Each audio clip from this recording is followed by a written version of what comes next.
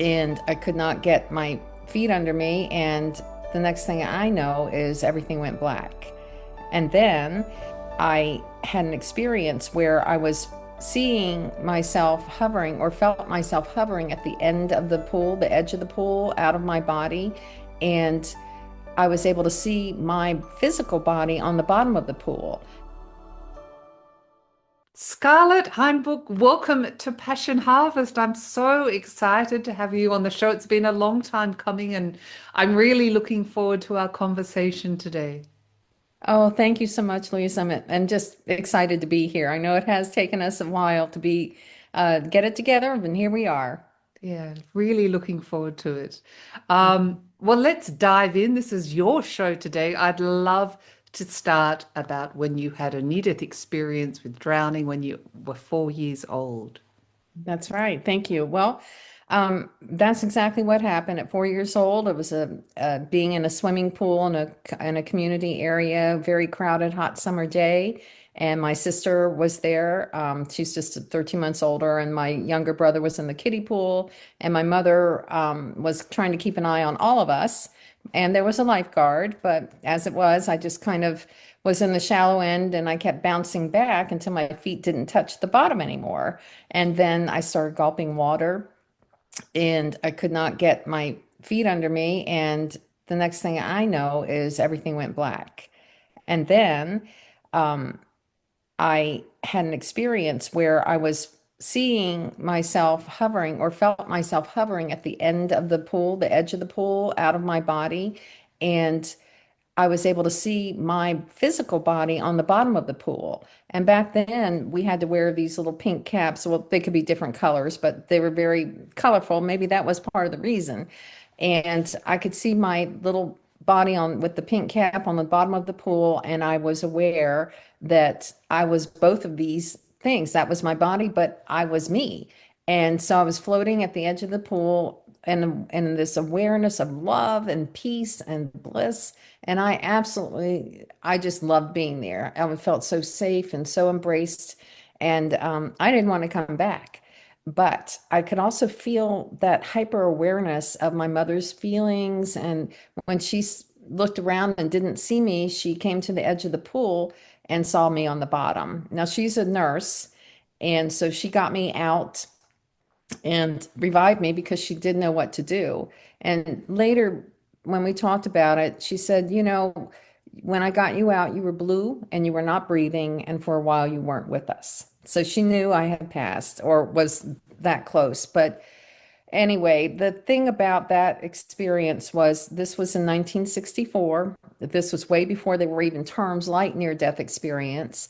And when you're that young, you don't even process it as something before or after because you're just a child and you're still forming. So when I had this experience of being out of my physical body, I had no question in my mind that this was, oh, okay, that yes, there was a consciousness. I didn't have the words, but I certainly had the experience and knowing that that was exactly what it was. But what I didn't realize too was that having been in that area of near death, that opening to the other side stayed open, and I didn't know how to close it. And at 4 years old, um, just back then, I began to have very unusual experiences of what I just call knowing. I knew things that there was absolutely no way I could possibly know. When I knew when people might pass away, I knew when people might get divorced. I knew positive things too. I just knew when people were right for each other. It was just an unusual, uncanny knowing. And I remember being a very young little girl and adults wanted to come sit by me and ask me questions about what would happen in their lives. Now, I was a very quiet child, and I won't say that I was withdrawn, but I just found this world very hard to be in because when you have this experience of absolute love and care, and there's, again, trying to explain these concepts with our words when there aren't any, so I'll stumble and do the best I can, but there's truth, absolute truth in these awarenesses where you just experience this love and there's no room for anything else. So when you come back to this life and it's hard and I've written this in my book and I've spoken about publicly. I grew up in a home where my father was dealing with deep depression and alcoholism, and it was very, very hard to be in that childhood environment, particularly being as sensitive as I was. And so I didn't understand how I could have this loving experience and yet be in a world that is so non-loving.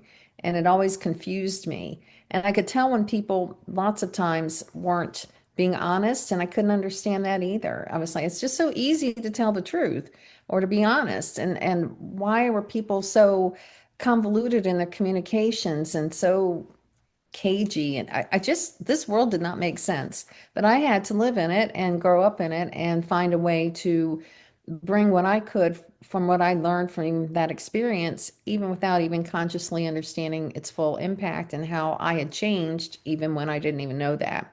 But I did grow up feeling weird, and being teased uh, for being weird because I didn't know that everyone else didn't know things the way that I did. I just didn't have any understand. I thought everybody was like me until I found out they weren't. And I think that's part of the reason too why I got very quiet, and very shy.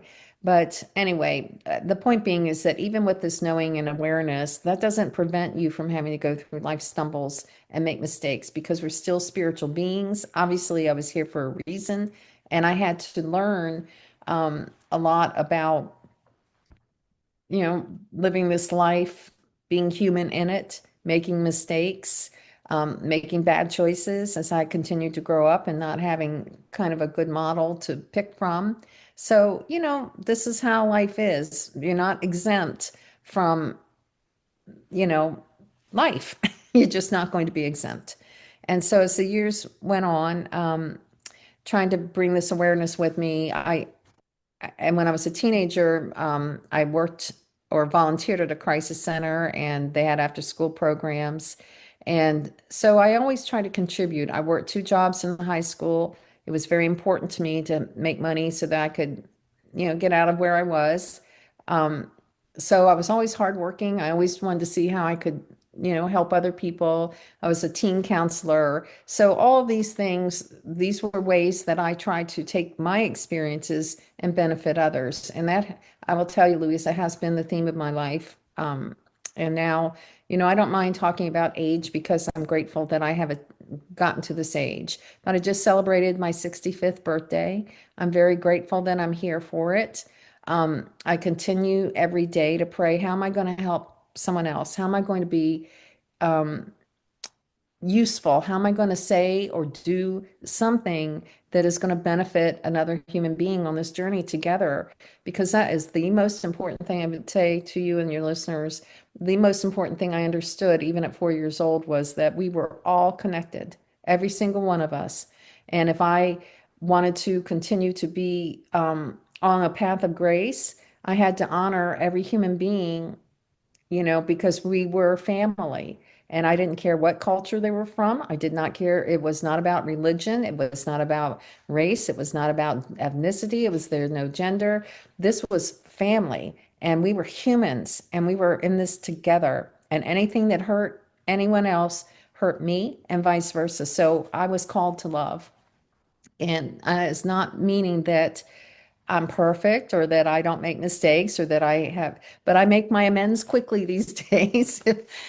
Because again, we have a spiritual requirement, I think, to treat each other well because it's for our spiritual growth too.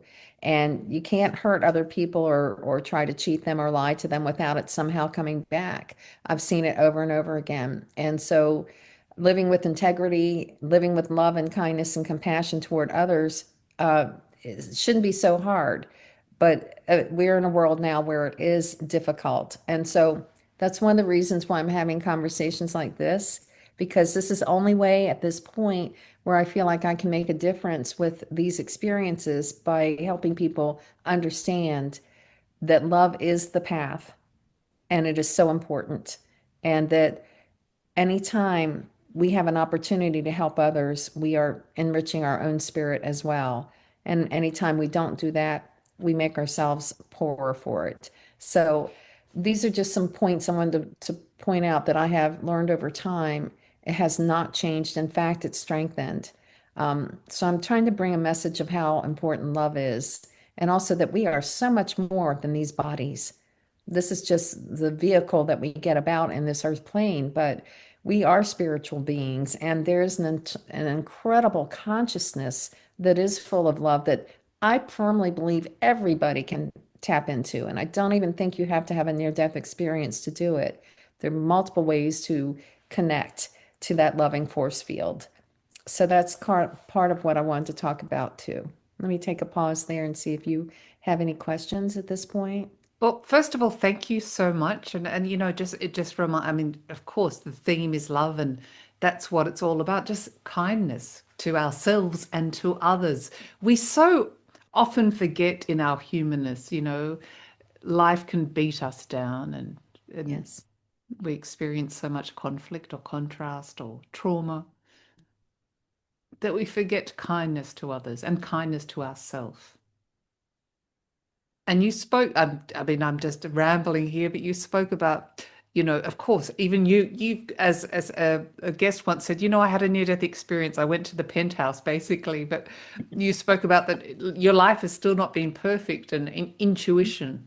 What would be your advice for the audience? And I want to talk about love in a minute, to follow their intuition. And what is that? And what does it feel like? That's a great question. For me, everybody has a different way of perceiving, as I've learned. But I think we all have a knowing of when something is wrong.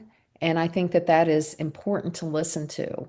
Our body is pretty amazing in how it almost senses things before we become conscious, like our reflexes and things like that. So when we become aware that a situation might be threatening, we have the somatic muscles, right? The somatic reaction. Our tummy might clench. We might get a sense of anxiety, which is manifested in the stomach often, and those can line up with chakras. We can talk about that later for healing. But that's the first thing. Heart rate increases, palm sweat. Signs of stress are usually our body's way of trying to tell us that something is going on. And that's in an immediate situation.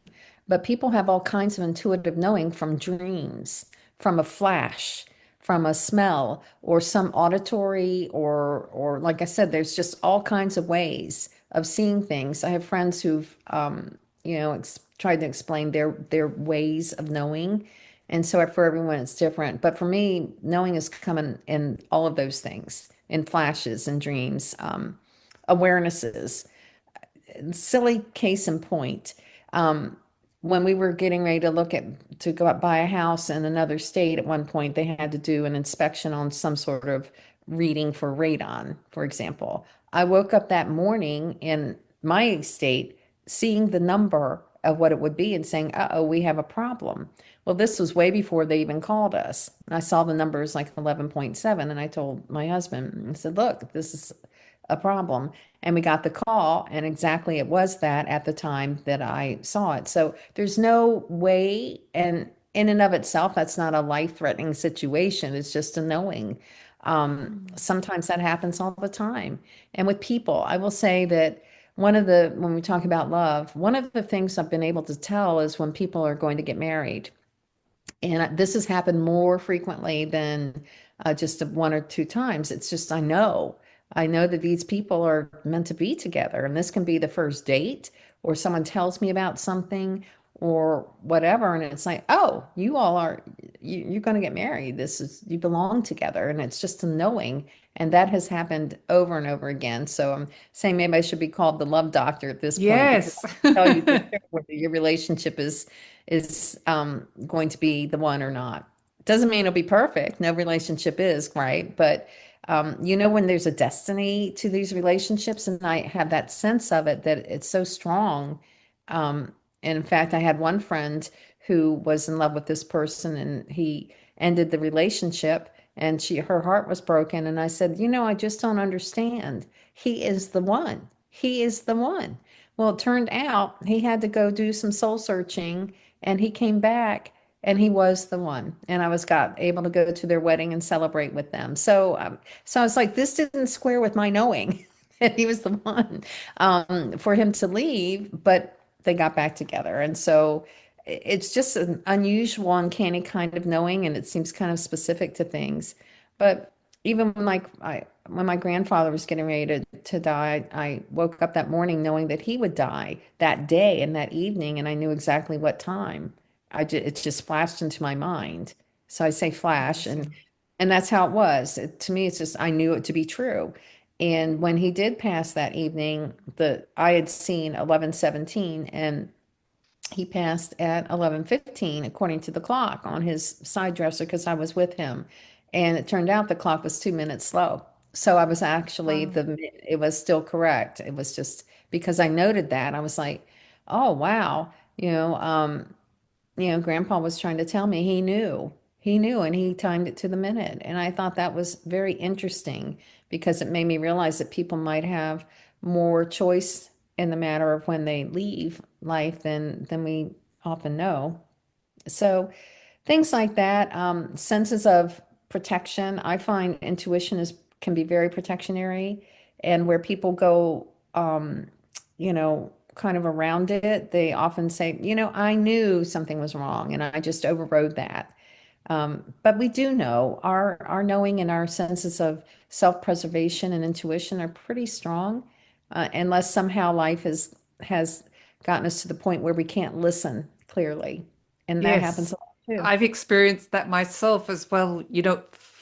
Putting the intuition aside, but I want the path to be like this. I want the outcome like this. Even knowing, you're talking about knowings, that it's perhaps all the signs have showed me that it wasn't right. So we can push it aside quite often. I'm so interested with what you call knowings, and people come back with so many gifts after a near-death experience, and everything you say to me just confirms that you know, everything's connected in consciousness.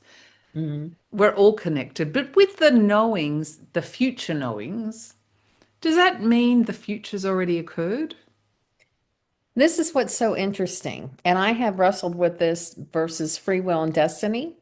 Um, and I think what I have learned, and this again, I'm just speaking for myself, and everyone's truth is different. We all interpret from our own life sense and experience, but I feel like there are pathways. Some things are destined, and maybe they cannot be changed because there's a mass consciousness that needs that to happen in order to perhaps get us to another level. I mean, we're talking layers of consciousness and awareness as I'm saying this, but here's the thing.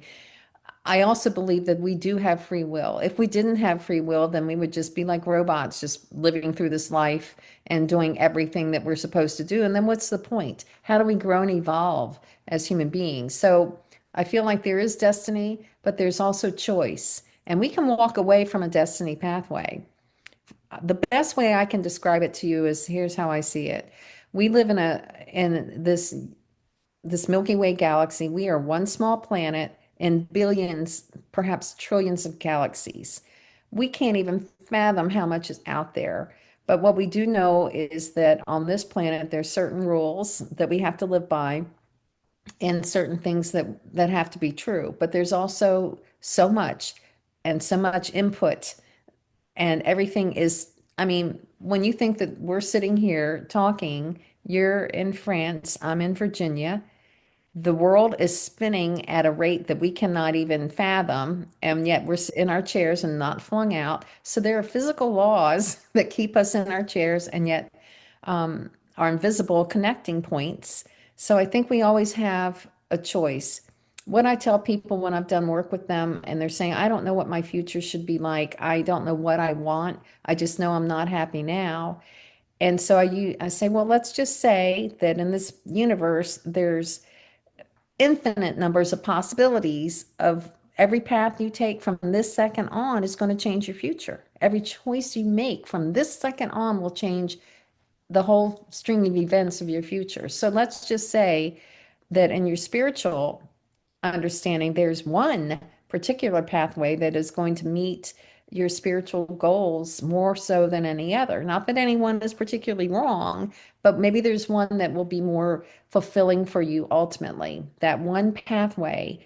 So, how about we affirm that that being your future self is in that space, divinely fulfilled, smiling, happy, joyful, and let them, that energy that is you of the future, of what you truly want, reach their hand back and pull you through and guide every decision you make this second on, and keep doing that. And when you get to that future point, let me know. I have seen so many amazing experiences from that. So there is a destiny, but there's also some free will here. And and again, with consciousness, there's group consciousness, there's individual consciousness. But if we understand we are all connected, the more that everybody achieves goals that affirm their spirit and bring some joy and happiness, the more we uplift everybody. Everybody. It, like I keep hearing this saying, it's not pie. We're not competing for slices here. It is that important for everyone to understand that whoever is doing better, be happy for them, because that uplifts us all. And so I keep trying to tell people this, that you have choices to make. And, as a woman, Louisa, I see a lot of women and struggling in situations and relationships that are not good for them. And I continue to see, it's heart-wrenching for me to see women be in abusive relationships. And I want to speak a little bit about that because I have a lot of people coming to me about that. Well, you found your love, but how come I can't? And so we're still human beings having these experiences in this life. And we have to understand too that everybody deserves to be treated with dignity, respect, love, and care. And anytime we accept less than that, we harm ourselves even more than anyone else will. And I don't mean that lightly. I mean, harm is harm, but we owe it to ourselves to demand nothing but the best. And that takes a lot of healing, because a lot of people get into these situations because of wounds from the past. And having grown up in an alcoholic home, and I also talk about this too because I'm very honest about it. I also had some issues with my drinking and concerns. So I ended up doing recovery, and I've been in recovery for 20 plus years. And I used Congratulations. Thank you. I use the model because I find it to be useful. And I think you don't even have to have a drinking or any kind of issue to use a 12-step model, because it really is understanding that maybe there's a power higher than you in charge. And if you could fix your problems at the level of which they're showing, you would have. So sometimes we need to understand that we need to know there's a spiritual power that does love us and care, and that we can be among people who get that and want to support us, who genuinely want us to be successful and happy. And, it gives me joy to see people succeed. It thrills me. It makes me so happy to see people shining, and it just, this life is so short. And so, gosh, anybody who, and I think about where I've come from, and the only thing that makes it different for me at this point is just knowing how much joy is on the other side from my near-death experience, and how much love is there. And if we could just share even a teeny tiny bit of it with each other, this world would be enormously better off. So, I'm trying to help people wake up to that awareness more and more and more, because we are in very turbulent times. I can't fix that, but what I can do is use the experience that I had to share with others, how important it is to love one another, and to treat each other well, and to do the work that we need to do. If we are hurting or suffering and harming others, we need to be accountable, and work on ourselves. That is really important. So, destiny, free will, these things have been tangled and talked about for years, and but I think there's both. And I can share that a little bit too as we go into how I met David, Because you who, have your own love story. right, But I just want to and ask you one question first, if sure, you don't mind. of You course. spoke about when your father was dying, and perhaps maybe on a subconscious level, or of course on a soul level, people know the time of death or when they're going to die. Do you believe that to be the case? I think in many cases it is. Um, you know, my mother did hospice nursing for 10 years. And so we had many conversations about this where she would say that someone who was just so critically ill, two things, they would wait for someone to come, a beloved family member or someone whom they had not seen in quite a while. They would hold on till that person got there. And then conversely, they would wait. They would hold on to pass away till someone left the room because they this couldn't handle the spiritual energy of someone's grief. So they would actually hold on till someone went to the bathroom or just took that break. And then family members would come back upset. Oh my gosh, I wasn't here when they passed, but that's because they chose that. I think we have more choice than we realize. And I'm careful to say that too, because in catastrophic situations, nobody wants to hear a situation like that. That someone perhaps had was murdered or something like that. No one wants to hear, oh, they chose that. I think there is again destiny and free will, and and I just don't find that that's helpful for people who've had a catastrophic situation to say, "Oh, you chose that." That's hurtful to people because we're still dealing in this physical and reality. So we have to be compassionate, we have to be caring, and we have to honor where people's pain is. So again, it's a both and. Sometimes things just happen. It's nobody's fault except whomever hurt somebody else. But the my understanding of spirituality is things do balance out, even awful situations balance out. So again, I just want to be respectful of people's experiences. I never want to say that someone who's lost someone they've loved in a catastrophic way or even in any way. It's hard. We have to deal with human loss. We can find a spiritual understanding or explanation that might bring us comfort, but it's still a human loss. And from an energy perspective, there's a void. And so we have to honor that and help people because we are bumbling humans. And so we've got to help each other out and honor where we are on our pathway, rather than say, oh, something blissful like you chose this or they chose this. If that doesn't help somebody, then let's not harm them further if they're grieving or sad.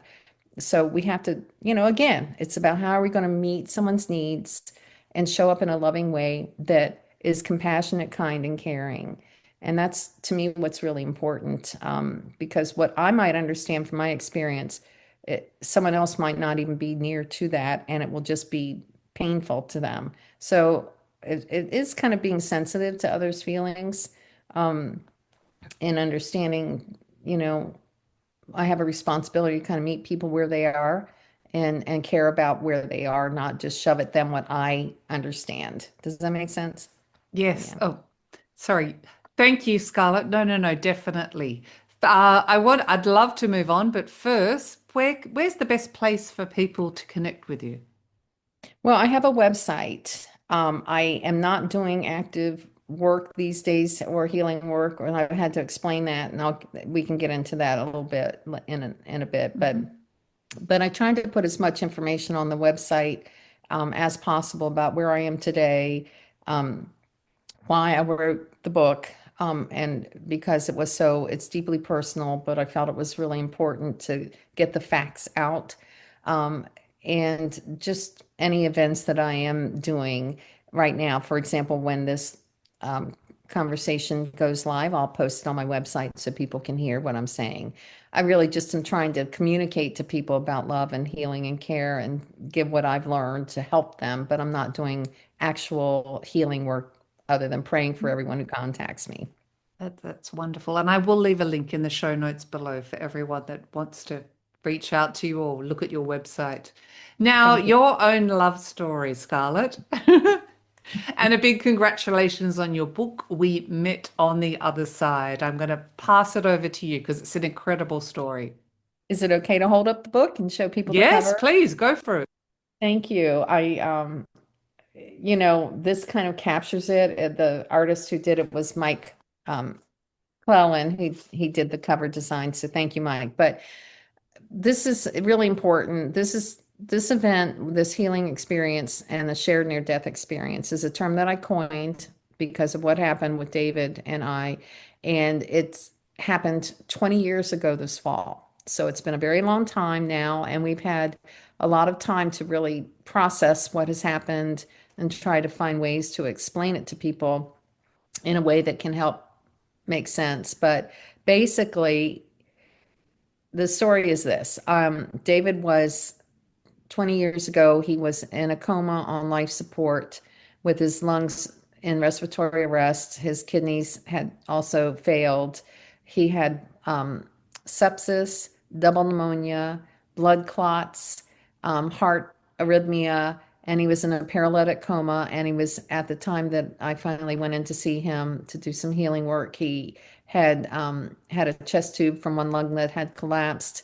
He had failed to get enough oxygen to his brain, so now he had encephalopathy. And so he was seriously just not going to survive. And he had finally the trigger had for all this, it took quite a while to diagnose, was called at that time Wegener's granulomatosis, which is basically a form of vasculitis. It's autoimmune, and it forms little nodules in the organs and tissues and veins. So that's what makes it particularly catastrophic, and particularly for his kidneys, because when the scar tissue is there from these nodules, kidneys don't regenerate, so they're permanently destroyed. And so that's what had happened. So as I mentioned earlier, I was going to some recovery meetings. At the time of this, I did not know David, but I knew mutual friends who knew him. And I'd been hearing about this man, what a good guy he was, and how he had taken this catastrophic illness and had just was not going to make it after going on nearly 4 weeks and at the ICU in the hospital here in Richmond. And it really kind of tugged at my heart. But I was like, well, I don't even know this person. And I was a single mom at the time, and I had two sons with disabilities. That's one of the reasons why I had trained in Reiki, to help them calm down when they needed it. And I was also a PhD student in public policy and administration, trying to work on policies that would help people and kids and families. I'd got my master's degree in public health, and that was the time I was doing Reiki too, because I thought complementary approaches can be very useful. So I was in the middle of all of that I was also teaching a class at the college where I was going, called Marriage and Family Relationships.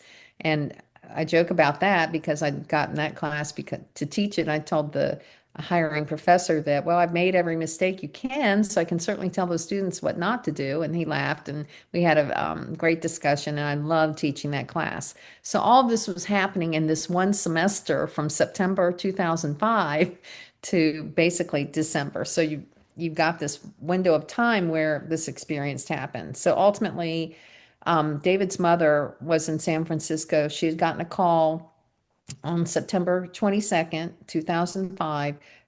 She'd already been out 2 times, and the hospital called her and told her that David had taken a turn for the worse and was not going to make it. And if she wanted to come say goodbye, she needed to get there. So she hopped on a plane, went to the hospital, and later came to a recovery meeting that I went to because a former friend of mine had asked me to come. So I went. And I had not seen these folks in a long time because I was busy with school and had stopped going.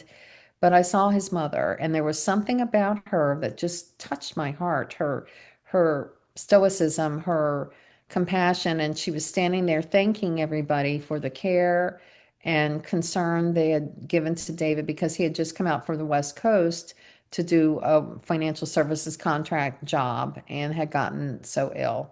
And now he wasn't. And she said that she had just signed the funeral directives, and people were standing there crying. And it just touched my heart. I was like, oh my gosh, what has happened here? And how sad. And so I went up to his mother at the end of the meeting. And this is those moments where you think your mind says you're going to say this, but your mouth says something else. And that's exactly what happened. I was going to tell her how sorry I was and that her son sounded like a really good person. And again, but what came out of my mouth was, I don't think you should give up hope yet. And to this day, I don't know why I said it, except it wasn't me speaking. It was my knowing. And she looked at me kind of perplexed, like, well, I just signed the funeral papers and he's not going to make it. And I said, I told her I was on a prayer team of a church I was attending at that time. I told her I did Reiki. I said, I absolutely am not saying that I can do anything for your son except maybe hold his hand. But if you'd like me to go see him and pray with him, and if he's going to make his transition, I'm not afraid of that. I, if you would like me to. And she said, well, he's Jewish. And I said, well, I figured with that name, his last name is Schwartz. And I said, do not worry. This is not religious. I'm it's very respectful of anybody's religion. It's just energy work and prayer that acknowledges a higher power. So she was like, well, okay, if he's even still with us tomorrow morning, because this was a 7 o'clock meeting.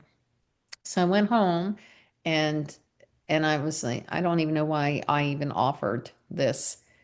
But I had to understand that in my life I have experienced when things like this had happened, there's a higher purpose.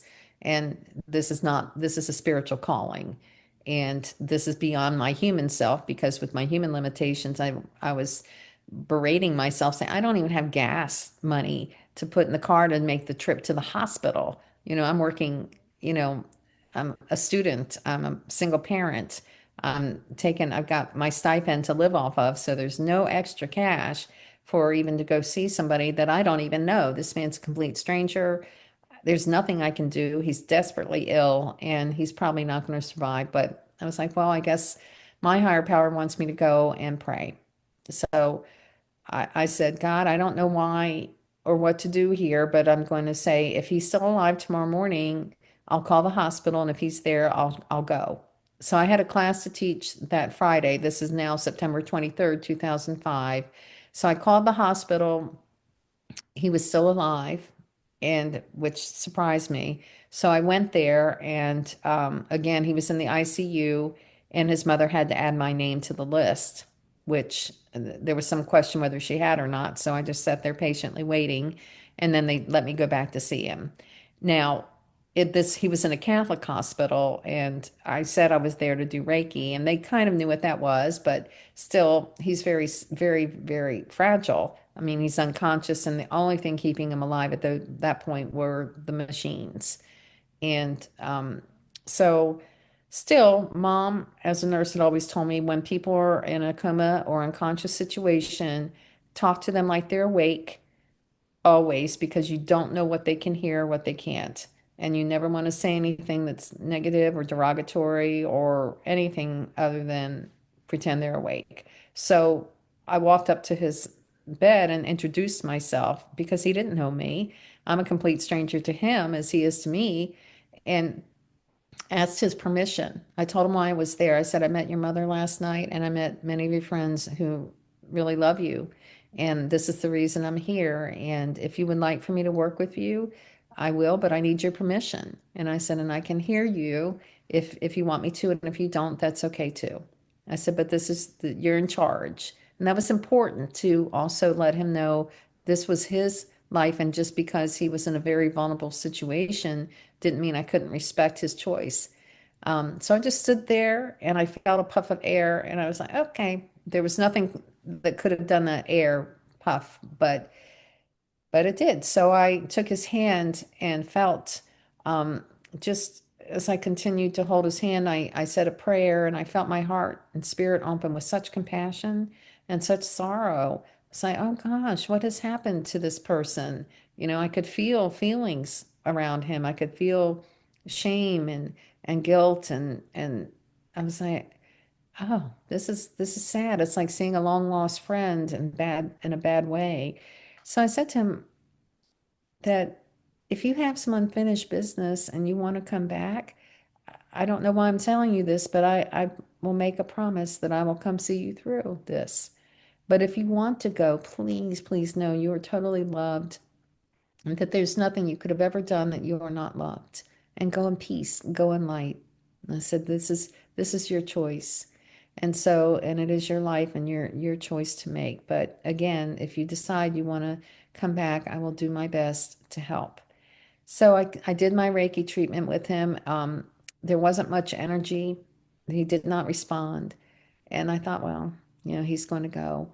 So as I was getting ready to leave, I took his hand again to do a closing prayer, and I'm praying out loud and giving thanks to our higher power. And that's the other thing. I put the prayers I used in the book because people say they help. So I wanted to include that because the prayer method I was using is called affirmative prayer, which means you state what you want to see and you give thanks for it through the most highest and best, most sacred and holy energies in the universe, under God, or whatever term you want to use, creative, loving hand. So that was where I aligned things. And so he didn't respond. And as I said goodbye, I was getting ready to take my hand away, and his hand was fused to mine. It was almost, he had no grip, but it was like I could not take my hand away. And that's when I realized his spirit was reaching back. And so I was startled by that. And that's when I repeated my offer to come back if he decided to stick around. Well, he did.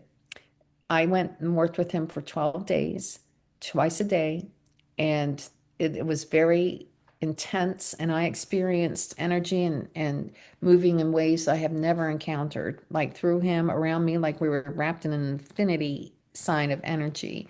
And the reason I named the book We Met on the Other Side, because that's where we met for the first time. Well, if you call, I don't know if him being unconscious is meeting him because he's not aware, but about the third or fourth day when I went in to work with him, I had finished my prayer. And that's where, when I was holding his hand and getting ready to start the Reiki healing treatments, I was out of my body. My whole consciousness shifted. And that's where to this day, it's hard to describe, but I was in a place hovering in this place of love, light. I call it like a trillions and billions of drops of white drops of healing love, light, liquid love, but it's not wet. There's just no way to describe these textures. And I was embraced in this incredible love, similar to when I'd had my near-death experience at 4 years old out of my body. So I recognize now that it was similar to that, being out of my body, but I wasn't having a near-death experience. David was. He was out of his body, hovering, getting ready to go. And that's where his spirit was. And he wasn't in a tunnel exactly because he had been in that long lasting coma. People talk about tunnels when they're basically in a catastrophic death situation where they're catapulted out of their body and then into the tunnel because boom. But he had been hovering in the coma now for 4 weeks and hovering. So there his spirit was, and there my spirit was. And this is where the knowing came in, and it was like all of a sudden I realized I knew him. I had always known him forever, and that I had always loved him, that my spirit knew his spirit, and his spirit was there with me, and his spirit knew me. And we were embraced in this incredible, every kind of love. There's just no way to describe it. It's indescribable. It's not like romantic love. There's not, it's I call it the every kind of love you can possibly imagine. And that's where we were embraced together in this love. I knew everything about him. He knew everything about me. And then it fizzled, and I'm standing back at his bedside. He's still unconscious, and I am standing there stunned, not knowing what has happened or how this is possible. But I'm now recognizing that I've met my soulmate, twin flame, whatever you want to call it, and he's dying in this life. But he showed me a glimpse of love and connection that I had never experienced in this life, like that with a person. And I recognized that he had shown me love that was so great that if that was all I was going to get in this life, that was going to have to be enough. It was that huge. And so, but being human, now I wanted him to live. So I was like, I want more, right? And but then I continued working with him, still flummoxed about what had happened. He didn't regain consciousness for several more days, and then he woke up. And they said his kidneys were still not going to be okay, and he would not be eligible for a transplant list because of the illness that he had. The prognosis was that even if he survived, he might get 8 years because it's so devastating and the damage was so great. Um, so So I said, well, we'll just pray on about his kidneys at that point, because I'd been showing up so consistently and he was making improvements and living. The doctors and nurses started to call him Miracle Boy. Well, we had another experience, and this is why, again, I wrote the second edition of this book, because we were later featured on The Unexplained, the TV show with William Shatner, the very first season back in 2019. And they focused on this very unusual experience, which again, it's TV, so you understand that, but you need the full story. But what happened was, when they said that David's kidneys were, the kidneys don't regenerate, and they were not, they might regain a tiny bit of function, but he would be on permanent dialysis. Um, that night I was in bed, and because I've had that ability to see things in other areas when I'm not there, again, kind of knowing, and remind me to tell you about the story of my grandpa and cousin seeing me, my spirit. That's another story. I'll add that in. But I'm able to see things when I'm not there. Some call it like remote viewing, I guess, kind of like the thermometer, the reading from the house. So I thought I was falling asleep, and then my consciousness shifted to where I was in David's room, in the hospital room, and I saw these four beings. I perceived them to be blue, all over blue colored, and they were very tall, and their movements were very, very quick, very abrupt, and they looked to me like a medical team, but and they still looked human, but they were just, you know, there. And so there were one on each end of the cot, and I saw what I perceived to be like a tray with holographic kidneys on them, his blue kidneys, and I saw them going into his body, like they were just energetically descending in. And I thought, well, what is going on here? And then I thought, well, maybe I'm just falling asleep or whatever, except I call him the lead doctor because no other term seems to work. Looked up as though he saw my spiritual awareness there and nodded at me as though he was aware of me there. And I thought, oh my gosh, this is real.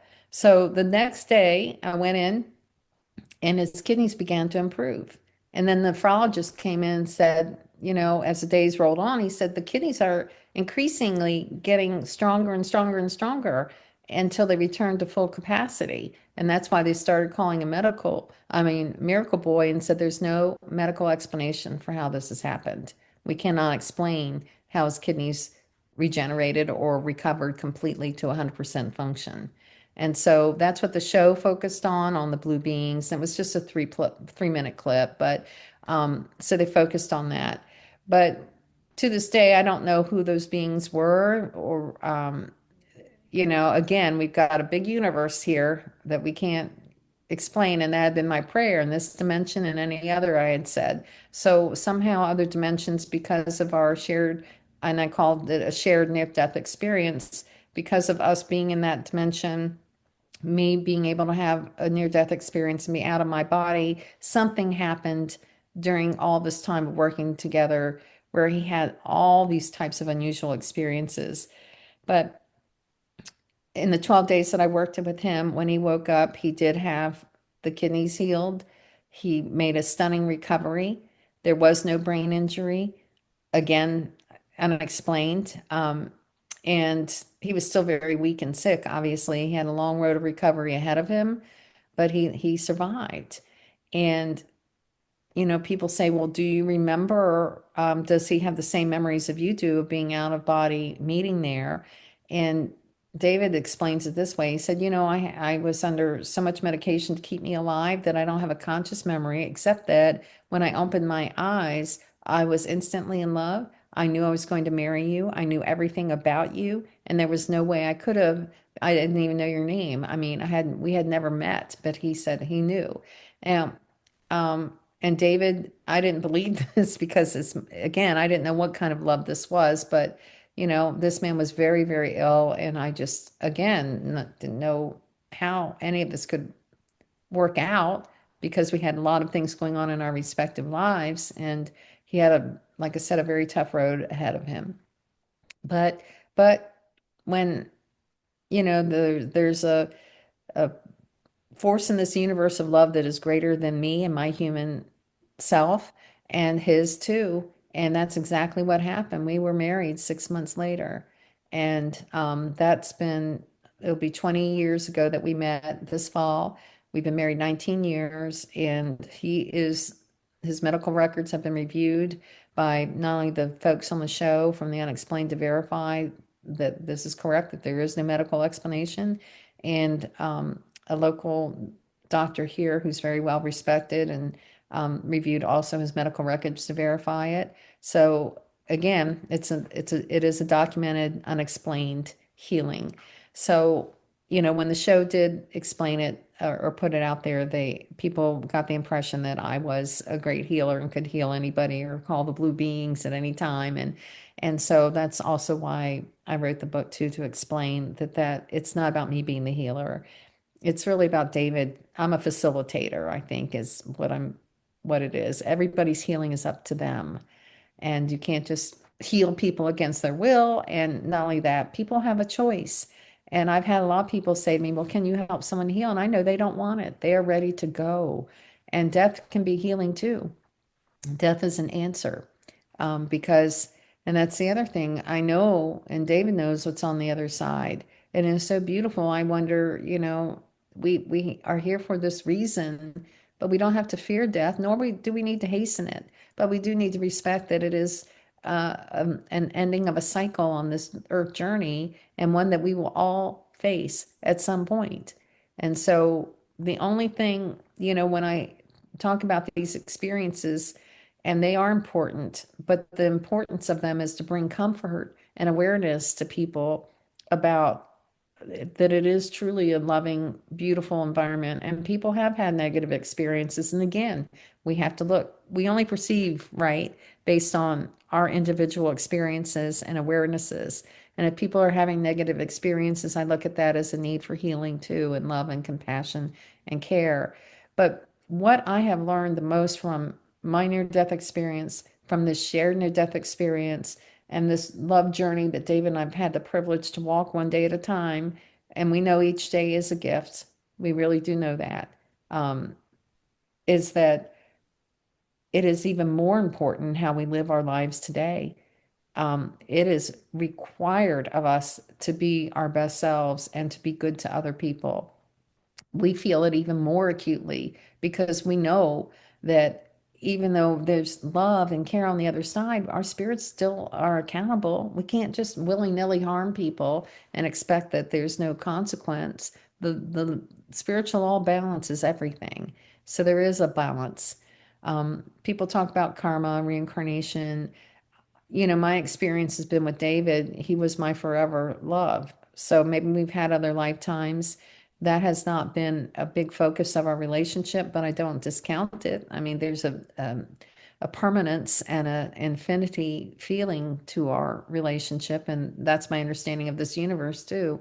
So we're all part of that. We're all part of that dust. But again, I take it as such a huge responsibility to love people and treat them well as best I can. We're all having some kinds of unusual experiences. I think we're having more and more of it because of the consciousness is evolving. And for you doing these podcasts, this is a contribution that is just enormously important in uplifting our planet and our consciousness to be more loving and kind. When you create a platform like you've done to help others to have these conversations and to hear about these stories and experiences, you're making it safe for people to finally be able to talk about things that they've just been unable to do so. So that's part of what I'm doing, is contributing to the literature, to the body of knowledge. And as I mentioned previously, after many, many years of not knowing how to categorize what happened to David, I came up with the term shared near-death experience, because he didn't just have a near-death experience. And another term that Raymond Moody had coined was shared death experience, where people went halfway to the point and then the person died and that was it, but they were able to share in that death experience. And I said, well, this wasn't that, because David came back. We didn't have a term. So I was like, well, we had a shared near-death experience because David came back. So now this term is gaining traction, and and I'm excited that it looks like it's going to be included now in the lexicon as a viable term, because now I'm starting to hear stories of people who are sending me messages that I had something similar happen. Had I was out there with this person who was dying and they came back. So there's room now to continue this conversation and discussion and actually expand our understanding of these experiences. So that's part of why I'm so excited to be able to share what happened for us, even though it's been 20 years now, because now we have a term that we can use and more people safe to talk about it. So that's our Wonderful. story. Well, thank you. Thank you for sharing the most beautiful love story. Thank you. Thank you, Scarlett. You said you wanted me to remind you about the story with your grandfather. Oh, yeah. When I was a little girl, I guess I was about 7 or 8, I often felt like we spent a lot of time with my grandparents. And my grandpa was Native American, my grandmother's Pennsylvania Dutch. So they were not close-minded at all about unusual things. But my cousin told a story at a family event one time. She said she and my grandfather were in the kitchen having a late lunch or whatever, and I was um, having a nap. So I must have been fairly young. And they both saw me standing in the kitchen, peeking around the corner looking at them, and Grandpa clapped his hands and said, "You're supposed to be in bed." And he clapped his hands, and then I disappeared right in front of both of them. Well, they were so startled, they got up and ran to the room, and there I was, sound asleep. And I guess I had to use some steps to get up to the bed because again, I was fairly young. And so they were both, my grandfather apparently was very upset by this. And my cousin told the story, and I saw her a few weeks ago and she reminded me and we were talking about it, and she clarified a few pointers. She said Grandpa was really upset. He couldn't explain how we both saw you and there was no physical way you ran back to the room. You were sound asleep. But that had happened a lot. And I've had other people mention that where I'm out of my body and they see me. So there's a term for it, I guess. But I think by location. But again, I'm asleep. So I'm having an out of body and people are seeing my spiritual essence. But that helped explain to me again why I was able to be out of my body with David and how all this happened. Gosh, life is so interesting and complex and wonderful. When you were bilocating or when you have done it before or in the past, do you consciously remember? Sometimes I do, and sometimes I don't. And part of it is I don't really have those experiences so much now. I will say honestly that um, I don't go seeking things, Hmm. and I try to be so respectful of people's spiritual space. So I don't try to pry in anybody. People think, oh, I'll just know everything about them. No, I make it a point to keep those walls up so that I can be respectful of others. Everyone deserves their spiritual privacy. And Absolutely. I feel like that's an ethics requirement of me to be respectful and not intrusive. And the same with healing. We're all connected, but we're all individuals too. And that's part of being respectful and caring about others too, is let them share what they want, not try to grab or get information that's not appropriate for me to know. Mm. Um, so, you know, so anyway, sometimes I remember things, but lately in life, I've tried to actually put up those barriers so that I can function. A lot of folks are very empathic and have information coming at them that is overwhelming. And so I try to give them the empowerment to say, you know what? You can say no. You can tell negative energy or spiritual beings that might be popping out at you that frighten you that you don't want to see them. You do not want this. And you have more control over these things than you realize. So protect yourself. I do have a strong faith in the universe, and so I try to keep aligned with that every day. Just again, how am I going to be of service to my human family, and how can I be in alignment with that higher power for myself and my destiny, that's going to be that pathway that helps others, that is useful and kind and helps my spirit grow to the being the best person I can be in this lifetime. So all those are things that when I get up in the morning, that's my prayer every day. Who am I going to talk to today? Who will I interact with? And how am I going to make a difference? If only the difference is maybe I'm holding the door for somebody to walk through. Maybe I'm smiling at somebody who's having a bad day. Maybe,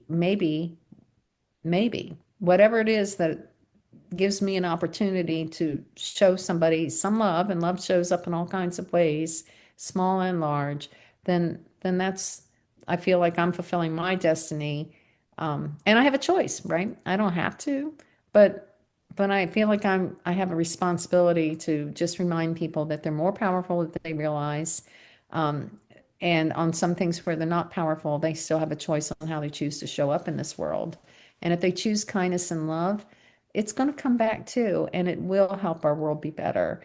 And that's what's really important to me now, because wherever we are in this world, on this planet, we are in it together. And we're all needing each other to be better and to be more loving and kind, and put an end to the strife and misery that less of all people continue to do. But and that's our choices to make. But that's what I want to do. And I thank you so much for this opportunity to share our experiences, and just again remind people that they really are loved beyond what they can even possibly imagine. Scarlett, what an inspiration you are, and you're wonderful because you answer all my questions. So thank you so much. And I mean, I think your final words, actually all the words in this conversation, and it's a great way to end the show. So Thank you. I mean, you just make me smile, and you're just a bright light in the world. So thank you so much for being on Passion Harvest. Thank you. My pleasure. Okay, bye bye. Bye.